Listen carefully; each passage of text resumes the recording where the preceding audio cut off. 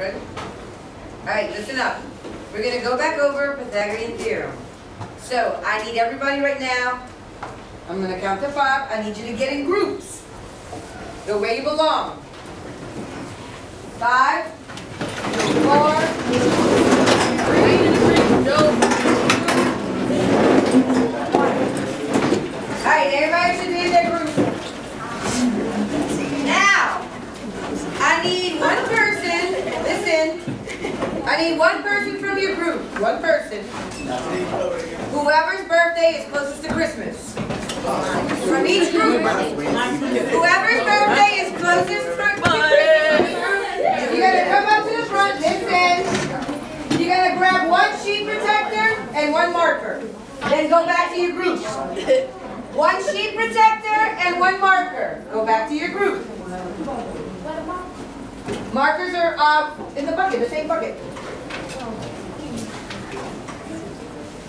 Then, once your person is back in your group, once the person is back in the group, the person that is sitting, listen, the person that is sitting directly across from the person who just got the sheet protector and the marker, that's going to be your group secretary.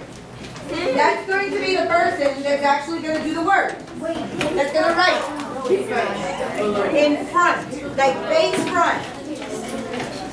The person who is your face front partner in front of you, that is your secretary for the group.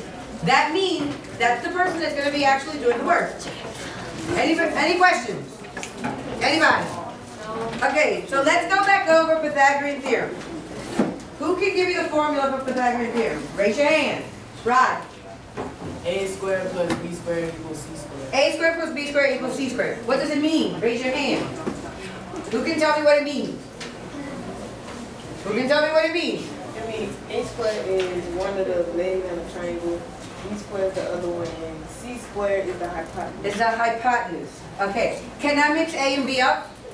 Can you move A and B? Does it matter which leg is A and which one is B? No. It doesn't matter, right? So, what does the square mean?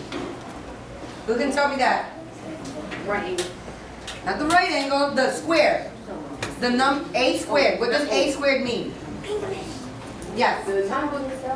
That number times itself. So, what are you trying to, if you have A squared plus B squared equals C squared, what is it trying to tell you about the two legs?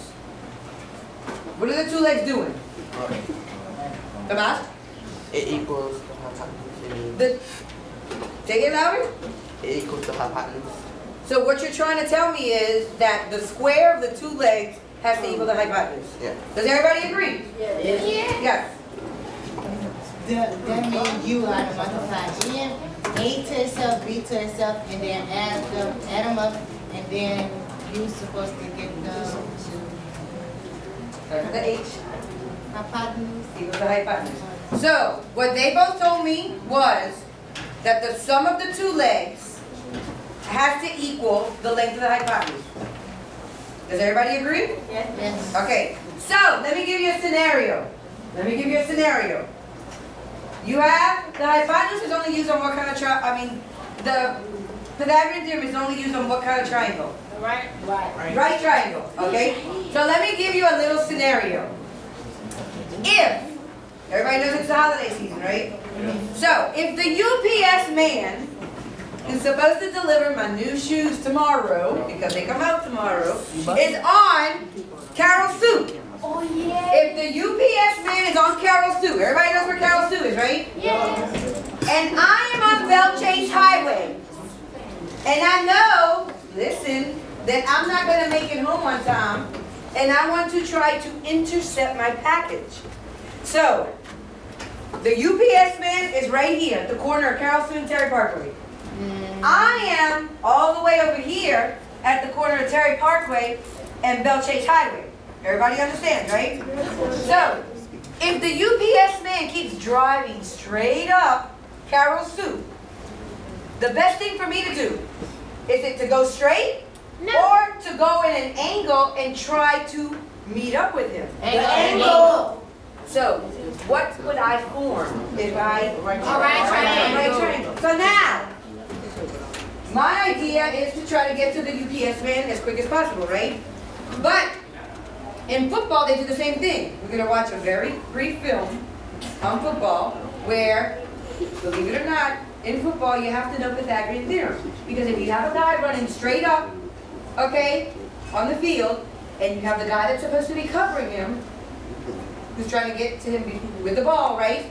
The guy that has the ball, he doesn't want to run straight up with him parallel, right? He wants to try to get there quicker and cut over. So, I'm going to show you this brief film. Lights, my light person.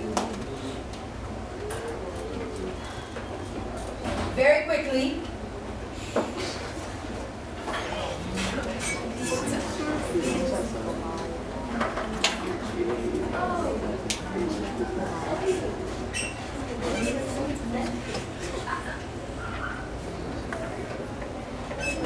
Turn the light back on.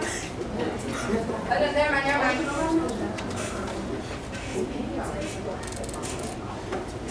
All right, listen up. It's reloading again.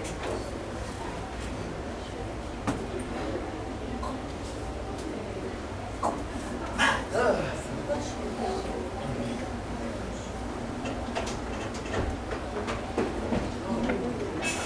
It's loading, you know.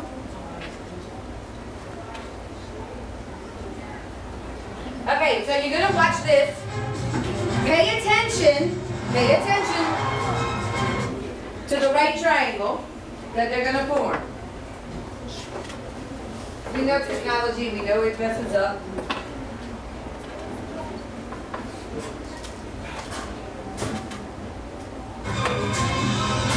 So pay attention. I'm hoping it'll stay on. It's one of the most exciting chases in the NFL. A receiver or running back making a beeline for the end zone with a defender in hot pursuit. To identify the ball carrier.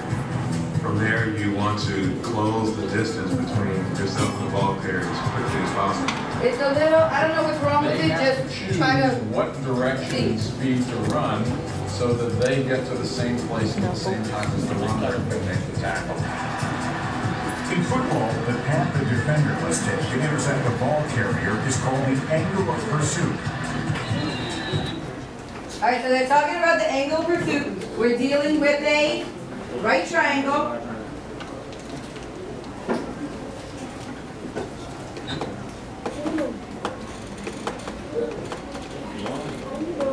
Where's there, Nisha? Go hit the play button again for me. Where it goes? I don't know why it keeps stopping. Just hit the play button again and see if it loads back up. So anyway, you have a football player who has the ball. He is trying to get to where? The end zone, right? Correct? Yes. He's going to carry the ball. He's going to run straight.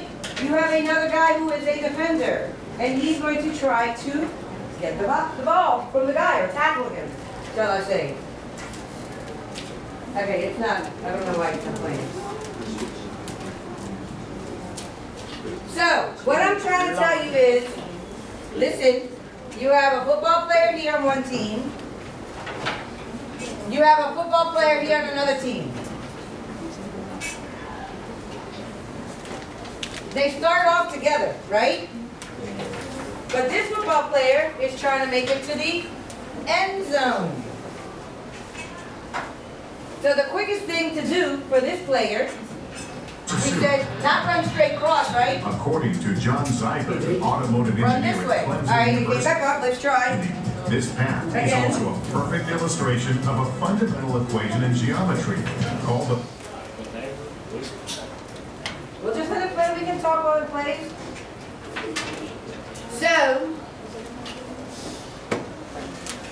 what does this form right here? discovered by Your right the triangle. mathematician You Pythagorean listening? more than 1,700 years ago. The Pythagorean theorem You can is still see it. a basic theorem in plane geometry or Euclidean geometry that relates the lengths of the sides of any triangle where one of the angles is 90 degrees, called a right triangle. On a right triangle, the two adjacent sides, A and B, are called the legs. We have our legs, The right? other side, opposite the right angle, C, side is that? called the hypotenuse. The Pythagorean theorem plus b squared equals c squared. The square of This the is just what y'all told me a few minutes ago. hypotenuse is equal to the sum of the squares of the lengths of the other two sides. Relating this to football, let's say the ball carrier is heading for the end zone 40 yards away. The defender stands 30 yards away and needs to intercept him. If these two distances are the legs of a right triangle, then the distance the defender needs to run is the hypotenuse. Using the Pythagorean theorem, 30 yards times 30 yards added to 40 yards times 40 yards will give the length So of the they're squaring hypotenuse each squared. leg. Agreed? To get the actual length, take the square root. 40 squared plus 30 squared is equal to 2,500, which is 50 squared. So the distance of the hypotenuse is 50 yards. You got to be precise in what you're doing, and you have to take a right angle, especially in coverage. NFL players must react instinctively to cover this distance and also gauge how fast they need to run to match their opponent's speed. The defender, now, if he chooses that angle of pursuit, he says, okay, I've got to cover this distance in the same amount of time it takes the runner to cover this distance. If you're chasing a fast guy. So if you're listening to what he's saying, it's the same thing. You know, They're calling it the angle of pursuit, okay, by running here. If we run straight up this line, okay, I have another play over here. So they're calling it the angle of pursuit. We in math call it what? The hypotenuse, which is your diagonal, which is directly across from what? Ball carrier. The hypotenuse is directly across from which part? The right angle. The right angle. From the right angle. You know, if you take the wrong angle, you're done. The defender's angle of pursuit can be the difference between a touchdown and a game-saving tackle. It's also a perfect illustration of the properties of a right triangle. And You see? the ABCs So even of in the football, Pythagorean you theorem. still have math. Or, if you're trying to get your new shoes that are being delivered by the UPS man tomorrow, you still got math, right? Yeah. So anyway, does anybody have any questions about Pythagorean theorem? So now, this is what we're going to do. We are going to play a little game. Yes, ma'am. I'll get you, come get a new one. We're going to play a little game.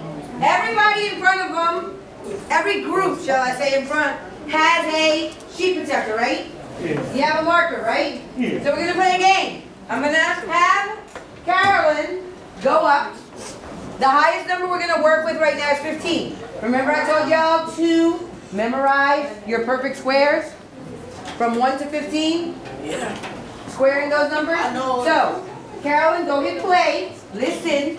In your group, when she hits play, you're going to have a right triangle come up with, excuse me, some measurements. Go ahead. Move the little hand. You have a right triangle. Does everybody see it? So you have A for A, 9 for B. We're looking for C. So everybody together in your group, everybody together